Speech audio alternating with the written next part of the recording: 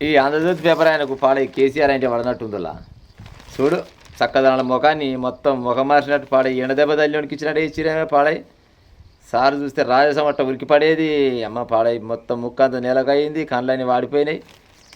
కేసీఆర్కు పిలుపు వచ్చిందట. ఏడుకెళ్ళి వచ్చింది ఈ పిలుపు? తిరుపతికి వెళ్ళి కాదు, వెంకటేశ్వర స్వామి గుడి కాడికి వెళ్ళి కాదు.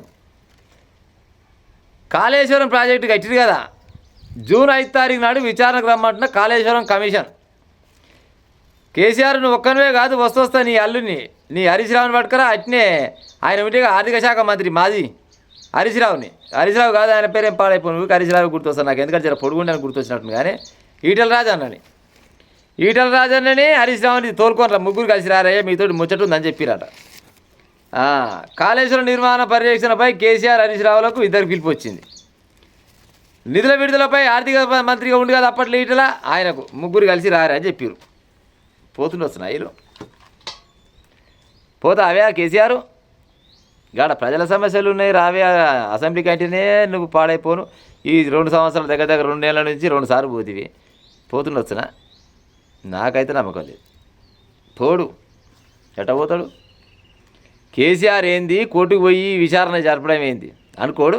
దొరని అమ్మ నీ దొర గాడి దాకా వస్తారు రాబాయ్, ఎడగుడిరి మీరంతా సస్తే ఇంట్లో బిస్కోనలా చచ్చిపోతా కానీ నేను మళ్ళీ గాడికి పోతాను అంటాడు. ఇదైతే పక్క. అవునా కాదా? నిజంగా కేసీఆర్ గారు నువ్వు మగపిల్లగాని అయితే ఇక పోయి విచారణకు పోయిరాపో పోడు. ఎందుకు నిజంగా కూడా అవునా? ఓ విచారణ చేస్తోళ్ళు ఆఫీసర్లు మీరు ఎట్ట రామంటారు ఆ కేసీఆర్ని? నాకు అర్థం కాదు. కానీ వీడికే కేసీఆర్కు లివర్ అంతా ఖరాబ్ అయిపోయింది. తాగి ఏమంటారు అది పేగులు దెబ్బ మొత్తం ఖరాబ్ అయిపోయినాయి. గప్పట్లోనే పాడైపోయి మరి ఎట్టి ఇరిగిందో నాకు తెలియదు. అది 20 బొక్క ఇరిగింది. మరి అది కొడుకు నూకేసినారు కానీ అది కొడుకు నూకేసినా లేకపోతే ఆయనకైనా కింద పడ్డాడు ఆ సంగతి నాకు తెలియదు. కానీ మొత్తానికి 20 ఇరిగిపోయింది. అడుగు తీసి అడుగు బయట పెట్టొద్దని డాక్టర్లు చెప్పిరి. మీకు సర్టిఫికేట్ కావాలంటే అమెరికా సర్టిఫికేట్ కూడా తీసుకొచ్చి ఇస్తాడు. ఇదైతే పక్క. అవునా కాదా? తెలంగాణ సర్టిఫికేట్ కాదు, అమెరికా సర్టిఫికేట్ కూడా వస్తుంది మీకు కావాలంటే. బయటికి వెళ్ళేటట్టు లేదు, ఎండలు బాగా కొడుతున్నాయి. ఇవి దగ్గర 70 ఏళ్ళు దాటిండు కాబట్టి ముసలి ఆయన బయటికి వెళ్ళొద్దని ఒక లెటర్ ఏమంటారు లిఖితపూర్వకంగా రాసిస్తాం మేమైతే బయటికి రాం. గిది పక్క.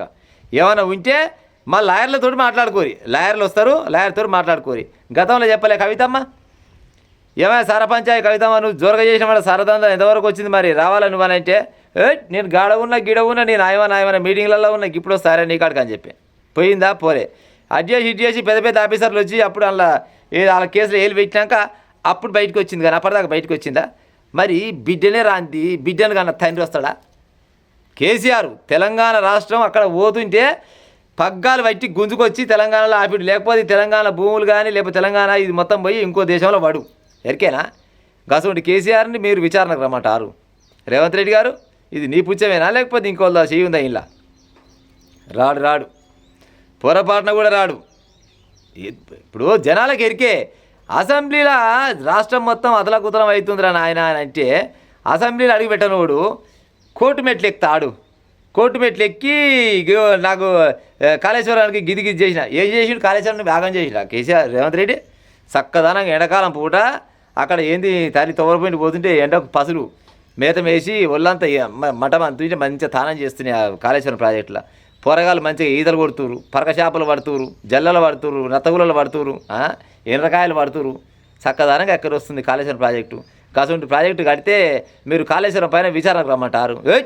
పొరపాటున కూడా రాడు. మీరు చూడురి, మీరు ఏమంటారు కదా తలకాయ కిందికి కాలు పైకి పెట్టినా కానీ నేనైతే రాడు. ఒకవేళ వచ్చేది ఉంటే ఇంకా కేంద్ర ప్రభుత్వం వాళ్ళు లేకపోతే పెద్ద కోర్టులో ఉండి ఇక నా వల్ల అదే అమ్మ ఈ జనాలు మొత్తం మీద పడుతురు లేకపోతే చట్టాలన్నీ తిరగబడ్డాయి కేసీఆర్ నువ్వు రావాలంటే అప్పుడు ఒక 10-15 మంది లాయర్లను తీసుకొని ముందలంగా బ్రహ్మరథం పూలు పోసుకుంటా ఎందుకంటే కేసీఆర్ బయట పాదం పెట్టాలంటే మామూలు విషయమా?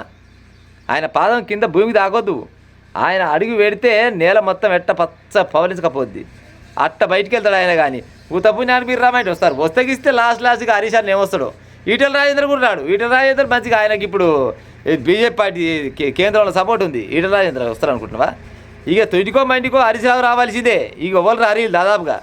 ఒకవేళ వీళ్ళంతా రావాలంటే పెద్ద కోర్టులు, సుప్రీంకోర్టులు, హైకోర్టులు ఇంకా అవసరమైతే భారతదేశం దాటినాక ఇంకా వేరే దేశం వాళ్ళకి వెళ్ళి కోర్టులలో ఏమైనా తీర్పులు ఇచ్చి మీరు పలానా రాష్ట్రంలో పలానా దేశంలో మొత్తం కాళేశ్వరం ప్రాజెక్ట్ అనేది కట్టిరంట, దాన్ని మొత్తం ఆగం చేసిరంట అని వెళ్ళి వెళితే అప్పుడు ఏమన్నా బయటికి వెళ్తే వెళ్ళొచ్చు. అది కూడా ఉత్తగా కాదు, మేళ తాళాలతోటి బ్యాండ్ మేళాలతోటి డప్పు కొమ్ములతోటి బయటికి వెళ్ళవలసిందే. కానీ ఉత్తగా మాత్రం మా కేసీఆర్ సార్ బయటికి వెళ్ళాడు, ఇది రాసి పెట్టుకోవాలి. రేవంత్ రెడ్డి గారు వెళ్ళాడు, పక్క వెళ్ళాడు.